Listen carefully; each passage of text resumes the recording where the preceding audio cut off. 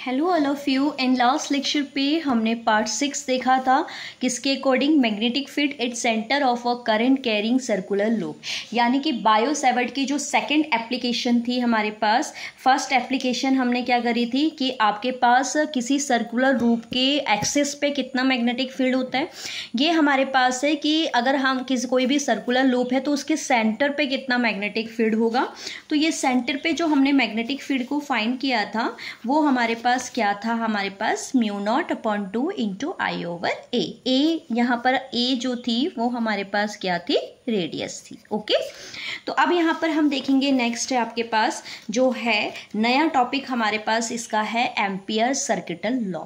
यानी कि अभी हमने बायो सेवर्ट और बायो सेवर्ट की क्या क्या कंप्लीट कर दिया है। तो बायो सेवर्ट पे हमने कौन कौन से रूल्स को कंप्लीट कर दिया था कि बायो सेवर्ट का लॉ क्या है, ठीक है, और बायो सेवर्ट के लॉ के अकॉर्डिंग हमारे पास उसकी एप्लीकेशन देखी थी हमने, 2 एप्लीकेशन देखी थी।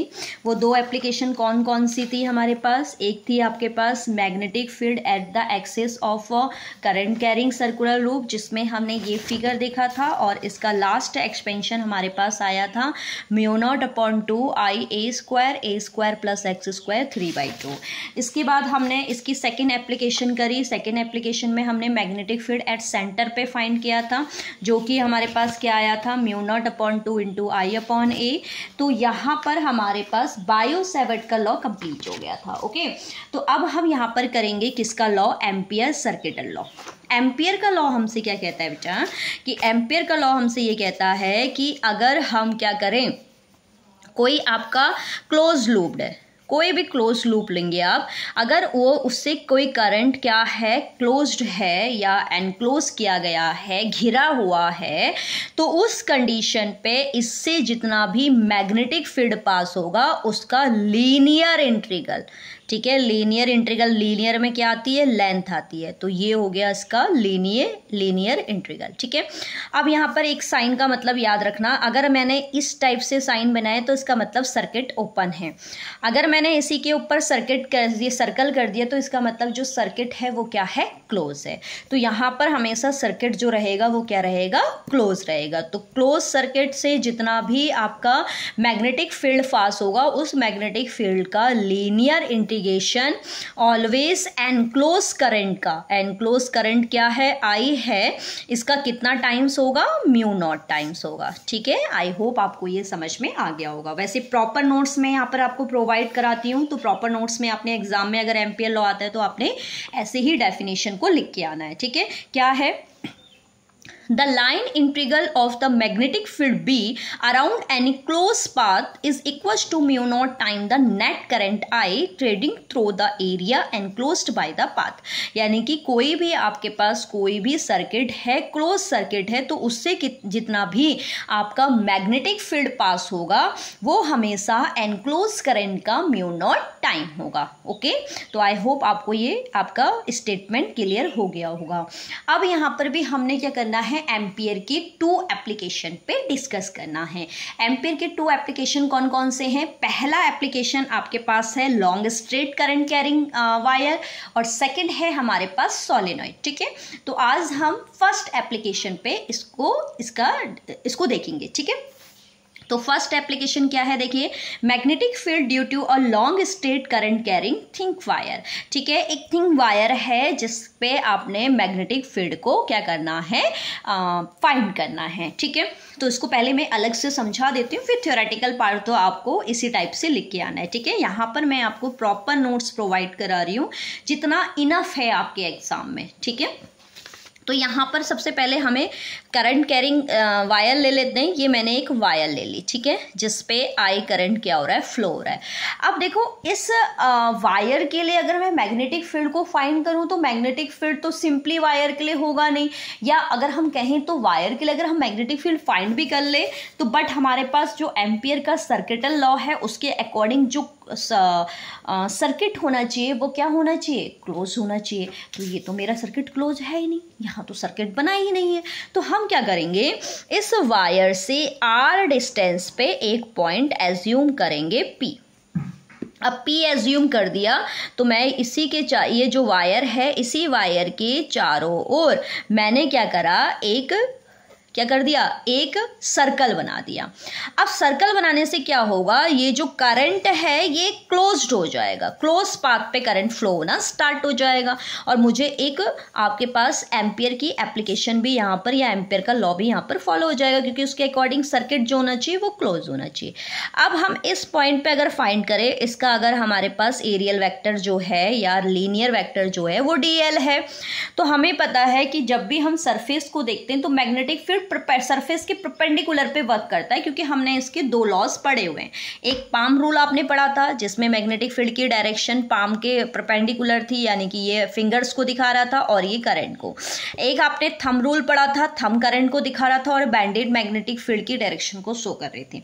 तो वहीं से अगर मैं इस पे देखूं, इस पॉइंट पे देखूं, तो जो मैग्नेटिक फील्ड की डायरेक्शन आएगी वो आएगी सरफेस से बाहर की ओर एंड DL की डायरेक्शन भी सेम इसी डायरेक्शन में होगा DL।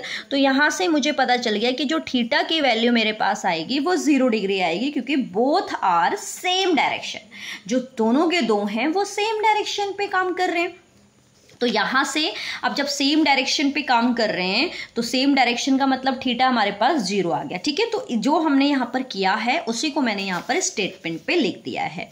क्या है, let be the magnetic field at a point P, distance R from a long straight wire, current मतलब कैरिंग और करंट I, मतलब एक स्ट्रेट वायर है जिसमें I करंट कैरिंग हो रहा है, इससे R डिस्टेंस पे हमने एक पॉइंट क्या ले लिया, P ले लिया, जहाँ पर हमने मैग्नेटिक फील्ड को फाइंड करना है। तो यहाँ पर हम देख रहे हैं, अगर हम फिगर पे देखें तो B और DL की डायरेक्शन सेम है, तो उसी को मैंने यहाँ पर लिखा हुआ है, let us draw an imperial circle of radius R around the wire. इस वायर की चारों ओर हमने क्या किया, एक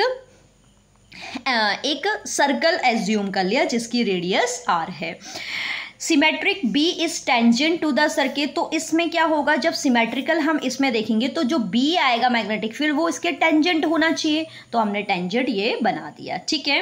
एंड एवरीवेयर बाय, यानी कि एवरीवेयर का मतलब है कि आप सिमेट्रिकल कहीं पे भी B को एज्यूम करेंगे तो पूरे सरफेस पे या पूरे सर्किट पे हर पॉइंट पे मैग्नेटिक फील्ड की इंटेंसिटी सेम होगी, ठीक है। तो यहाँ से हम एम्पियर लॉ आपका यहाँ पर अप्लाई करेंगे। तो एम्पियर लॉ हमने क्या पढ़ा है अभी, then linear integral of magnetic field का लीनियर इंटीग्रल जो होता है वो म्यू नॉट टाइम्स होता है टोटल करंट की, ठीक है। तो अभी हम इसको देखो, आपको पता है कि डॉट पे कौन आपके पास होता है, ये स्केलर प्रोडक्ट को शो करता है डॉट, तो ये हो जाएगा BDL cos थीटा, ठीक है। स्केलर में आपका कॉस आता है I। अभी हमने पढ़ा कि जो थीटा की वैल्यू है वो क्या है हमारे पास 0 डिग्री, तो यहाँ पर हमने 0 डिग्री पुट कर दिया और म्यू नॉट इंटू I। इसके बाद हम यहाँ पर देखेंगे cos 0 की वैल्यू, अगर मैं देखूं यहाँ पर तो cos 0 की वैल्यू कितनी होती है, cos 0 डिग्री इक्वल होता है हमारे पास 1। तो यहाँ पर जब मैं 1 रखूंगी तो मेरे पास क्या आ जाएगा, linear integration of BDL equal में म्यू नॉट I। अब देखो मैंने अभी बताया कि मैग्नेटिक फील्ड किसी भी पॉइंट पे आप निकालो सब पॉइंट्स पे सेम होगा, डिफरेंस कहाँ पर आएगा, DL पे। तो ये B मैंने कॉन्स्टेंट टर्म बाहर कर दी and linear integration of BL mu naught I। Linear integration of BL का मतलब क्या है कि DL की वैल्यू क्या है, तो DL तो सिंपली इस पार्ट पे है और लीनियर इंटीग्रेशन का मतलब है पूरा पार्ट, और पूरा पार्ट ये क्या कहलाता है, सर्कल का सरकमफेरेंस। तो सरकमफेरेंस ऑफ सर्कल क्या होता है हमारे पास 2πr। तो यहाँ पर मैं इसकी जगह पे क्या रख दूंगी, 2πr इक्वल में आ गया म्यू नॉट I। तो फाइनली ये एक्सपेंशन आपके पास आ गया, ये मल्टीप्लाई में देन डिवाइड पे जाएगा, mu naught upon 2π into I upon R। तो यानी कि करंट के कैरिंग यानी कि किसी भी वायर के लिए जो मैग्नेटिक फील्ड होता है वो होता है म्यू नॉट अपॉन 2π। क्लियर है? तो आई होप आपको समझ में आ गया होगा। अब एक छोटा सा डिफरेंस यहाँ पर देखेंगे। देखो हमने इससे पहले बायो-सैवर्ट के लॉ के अकॉर्डिंग सेंटर पे मैग्नेटिक फील्ड फाइंड किया था, वो आया था μ0/2 इंटू I/r, क्योंकि ए रेडियस थी। यहाँ पर हम देख रहे हैं ये आ रहा है μ0/2 पाई I/r, यानी कि अंतर किसका है? सिर्फ पाई का अंतर है। तो आपको कुछ नहीं करना होता है। अगर आपसे सेंटर बोल रहा है तो डायरेक्टली ये फॉर्मूला अप्लाई कर दो, आपसे वायर बोल रहा है तो डायरेक्टली आप ये फॉर्मूला अप्लाई कर दो और सॉल्व कर दो। अब यहाँ पर क्या चीज आपने ध्यान देनी है, थोड़ा सा यहाँ पर बच्चे जो कंफ्यूज होते हैं किसको लेकर, वैल्यू को लेकर। आपने पढ़ा है कि μ0/4 पाई क्या है? कांस्टेंट है बायो-सैवर्ट का, यानी कि 10⁻⁻⁷। क्लियर है? अब हमें पता है, अगर हमें क्या, देखो μ0/2 पाई आ रहा है, यहाँ μ0/2 आ रहा है, तो इनकी वैल्यूज कैसे निकालें? तो सिंपली 4 पाई को आप ब्रेक करके क्या लिख सकते हैं? 2 इंटू 2 पाई, ठीक है, और इक्वल में आ जाएगा 10⁻⁷। तो ये आ जाएगा μ0/2 इक्वल में 2 पाई इंटू 10⁻⁷। ये डिवाइड में मैं यहाँ मल्टीप्लाई पे ले गई, तो μ0/2 पाई की जगह पे आप क्या रख सकते हो? 2 पाई इंटू 10⁻⁷। अगर आपको क्या करना है, μ0/2 पाई की वैल्यू निकालनी है, तो आपको 2 डिवाइड में, तो उसको मल्टीप्लाई पे ले जाओ अब। तो इसका मतलब μ0/2 पाई की वैल्यू क्या आ जाएगी? 2 इंटू 10⁻⁷। तो आई होप आपको ये तीनों वैल्यू एक ही एक्सपेंशन से निकालनी आ गई होगी।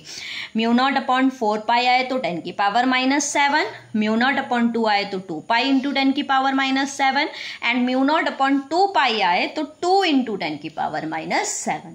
ठीक है, तो इस तरीके से हमने एम्पियर के नियम को देखा, लॉ को देखा, और एम्पियर की लॉ के अकॉर्डिंग फर्स्ट एप्लीकेशन हमने देखी कि लॉन्ग स्ट्रेट करंट के वायर के लिए क्या होगा। तो क्या होता है? B = μ0/2 पाई I/r। ठीक है, सेंटर और वायर के लिए थोड़ा सा अंतर है, और वो अंतर है सिर्फ पाई का। ओके, तो आई होप आपको ये एम्पियर का लॉ समझ में आया होगा। इसकी एक एप्लीकेशन हमने यहाँ पर देख ली, एंड सेकंड, इसके बाद के लेक्चर पे हम क्या करेंगे, इसकी सेकंड एप्लीकेशन देखेंगे, जो कि सोलेनॉइड है, कि सोलेनॉइड के लिए मैग्नेटिक फील्ड कितना होता है। ठीक है।